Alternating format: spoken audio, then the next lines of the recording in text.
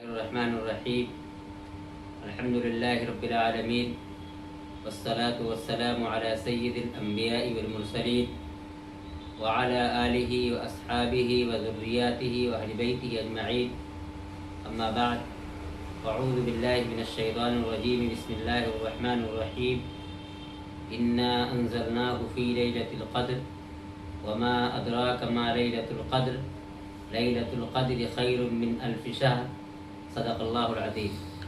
معزز سامعین کرام، آج میں آپ حضرات کے سامنے اس لیے حاضر ہوا ہوں کہ شب قدر جو عام طور سے پورے سال میں پائی جاتی ہے، لیکن آخری عشرے کے اندر شب قدر کی فضیلت زیادہ وارد ہوئی ہے۔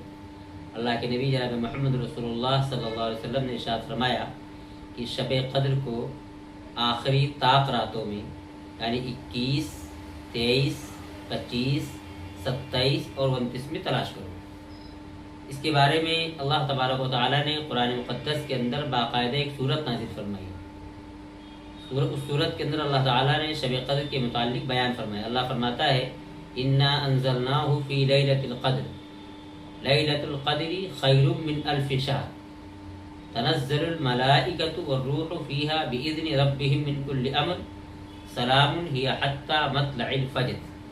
اس پورے صورت کے اندر اللہ تبارک و تعالیٰ نے شب قدر کو اچھے طریقے سے بیان فرمایا۔ اب شب قدر کا وقت اور تعین متعین نہیں ہے۔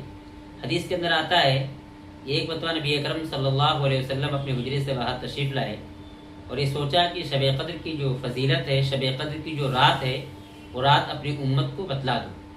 لیکن جب باہر آئے تو دو لوگوں میں جھگڑا ہو رہا تھا، تو آپ صلی اللہ علیہ وسلم واپس چلے گئے۔ اس کے بعد آپ صلی اللہ علیہ وسلم سے وہ تعین ہٹا لی گئی، اٹھا لی گئی، یعنی یہ چیز پتہ نہیں چلا کہ شب قدر کب ہوگی۔ علماء نے لکھا ہے کہ اس میں ایک بہتری ہے۔ ویسے تو انسان ایک ہی رات جاگتا، ایک رات عبادت کر لیتا، پورا سو جاتا، لیکن جب معلوم نہیں کہ کب ہے تو انسان اس کے شوق میں، اس کے تڑپ میں انسان کیا ہے، جاگتا رہتا ہے۔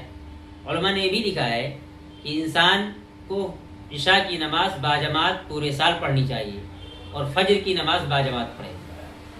اگر پورے سال انسان پڑھتا ہے اور اس میں ایک شب قدر پڑ جاتی ہے تو اس کو اس رات کی فضیلت کا ثواب مل جائے گا۔ اگر یہ نہیں کر سکتا ہے تو کم سے کم رمضان کے اندر اس کی پابندی خوب کرنی چاہیے، تراویح کی نماز بھی پابندی کے ساتھ پڑھنی چاہیے۔ اسی طریقے سے جو ہے فجر کی نماز جماعت کے ساتھ پڑھنی چاہیے۔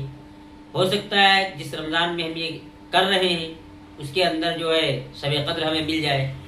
مثال کے طور پہ 15 سال انسان بالغ ہوتا ہے، 60 سال کی زندگی ہوتی ہے، تو اگر انسان نے 45 راتیں پا لی شب قدر کی تو اس کے نجات کے لیے کافی ہے۔ اس لیے انسان کو چاہیے کہ شب قدر کی تلاش میں لگا رہے اور خصوصاً اخیر عشرے کے اندر 21، 23، 25، 27 اور 29 راتوں کو ضائع نہ ہونے دیں۔ اس میں بھی علماء نے لکھا ہے کہ اگر نہ ہو پائے تو کم سے کم 27ویں شب کو تو عبادت کے اندر گزارنا چاہیے۔ کبھی ایسا ہوتا ہے کہ ہم لوگ جاگتے تو ہیں پوری رات، لیکن کوئی اپنا موبائل چلا رہا ہے، کوئی یہاں کچھ کر رہا ہے، کوئی وہاں پان کھا رہا ہے، کوئی مسالہ کھا رہا ہے، کوئی سگریٹ پی رہا ہے، اور کوئی لڑکے اپنے کیا ہے ادھر ادھر ہوٹل بازی کر رہے ہیں، ہلڑ کر رہے ہیں۔ اس طریقے سے نہیں۔ یہ جو رات ہے تنہائی کی رات، عبادت کی رات ہے، کہ اپنے رب کو راضی کرنے کی رات ہے۔ جب انسان مسجد کے اندر جائے، اپنے بستر پہ لیٹے، تنہائی کے اندر اپنے اعمال کو دیکھے اور سوچے۔ میں بات ہمیشہ کہا کرتا ہوں کہ انسان کو 24 گھنٹے میں ایک اپنا محاسبہ کرنا چاہیے کہ ہم نے کیا کھویا ہے اور کیا پایا ہے۔ ہر انسان کو، ہم ہو یا کوئی ہو، اس سے یہ ہوگا کہ انسان کو کم سے کم یہ معلوم ہو جائے گا کہ ہم نے کیا نیکیاں کی ہیں، کیا نیکیاں نہیں کی ہیں، کیا ہم نے برائی کی ہے، کیا ہم نے نیکی کی ہے۔ تو اس سے چیز واضح ہو جائے گی۔ اس لیے ضروری ہے کہ انسان محاسبہ کرے اپنا۔ جب محاسبہ کرے گا تو نیکی اور برائی واضح ہو جائے گی۔ بہرحال میں یہ کہہ رہا تھا شب قدر کے متعلق، تو شب قدر کے اندر ہمیں اللہ تعالیٰ کو راضی کرنے کے لیے ہمیشہ لگے رہنا چاہیے، اور جو خصوصاً 27ویں شب ہے اس کے اندر اپنے آپ کو غافل نہیں کرنا چاہیے۔ زیادہ سے زیادہ قرآن پڑھیں، تسبیحات پڑھیں، استغفار کا ورد کریں، درود شریف پڑھتے رہے کثرت کے ساتھ، اور جب وقت ملے تو اللہ کے سامنے سجدہ ریز ہو جائے۔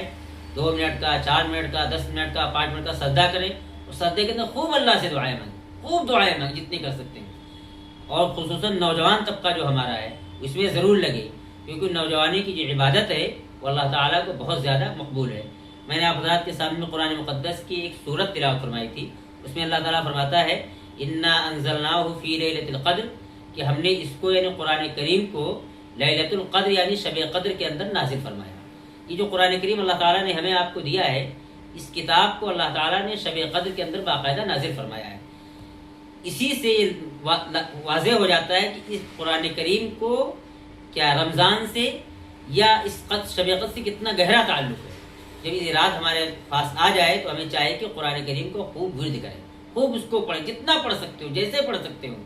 اور اگر ہم نہیں پڑھ سکتے ہیں تو کم سے کم وہاں بیٹھے جو لوگ پڑھ رہے ہیں تو غور سے سنیں۔ اور اسی میں ایک مسئلہ بھی بتا دیں، اکثر یہ ہوتا ہے کہ مقتدی حضرات بھی ایسا کرتے ہیں جن کو جو صورتیں یاد ہوتی ہیں، امام صاحب پڑھ رہے ہیں لإلاف قریش إیلافہم رحلۃ الشتاء والصیف، مقتدی کو یاد وہ بھی پڑھ رہا ہے، الحمد شریف امام صاحب پڑھ رہے ہیں، مقتدی بھی پڑھ رہا ہے۔ حنفیہ کے نزدیک امام کے پیچھے کچھ پڑھا نہیں جائے گا، صرف امام کے پیچھے جو ہے نیت باندھ کے انسان کھڑا ہو جائے گا۔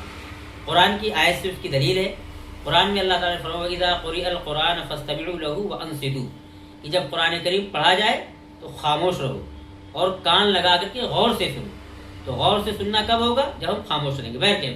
تو اللہ تبارک و تعالیٰ نے اس آیت کو اس صورت کے اندر باقاعدہ یہ فرمایا کہ انا انزلناہ فی لیلۃ القدر وما ادراک ما لیلۃ القدر، کہ اللہ تعالیٰ نے سوالیہ انداز میں کہا کہ تم کو معلوم ہے کہ لیلۃ القدر کیا ہے؟ پھر اللہ نے خود جواب دیا لیلۃ القدر خیر من الف شہر، لیلۃ القدر جو ہے 1000 مہینوں سے بہتر ہے۔ اب ہم اگر 1000 مہینہ اللہ کی عبادت کریں اور صرف شب قدر میں کر لیں تو ہمارے نام عمل میں کتنی نیکیاں لکھ دی جائیں گی کہ ہم نے گویا کہ 1000 مہینہ اللہ تعالیٰ کی بارگاہ میں کیا اللہ تعالیٰ کی عبادت کی ہے، اللہ تعالیٰ کے سامنے اپنے آپ کو حاضر کیا ہے۔ اس لیے شب قدر کو ضائع نہیں کرنا چاہیے۔ وما ادراک ما لیلۃ القدر لیلۃ القدر خیر من الف شہر، اس میں ہوتا کیا ہے؟ تنزل الملائکۃ والروح، اس کے اندر فرشتے اور خاص طور سے جبریل امین علیہ السلام باقاعدہ آسمانی دنیا سے آسمان سے اترتے ہیں، لوگوں کے پاس جاتے ہیں، جو کسی بھی حالت میں ہوتا ہے، حدیث کے اندر آتا ہے کسی بھی حالت میں ہو، ذکر کر رہا ہو، لیٹا ہو، اللہ کو یاد کر رہا ہو، اس سے باقاعدہ ملتے ہیں، مصافحہ کرتے ہیں۔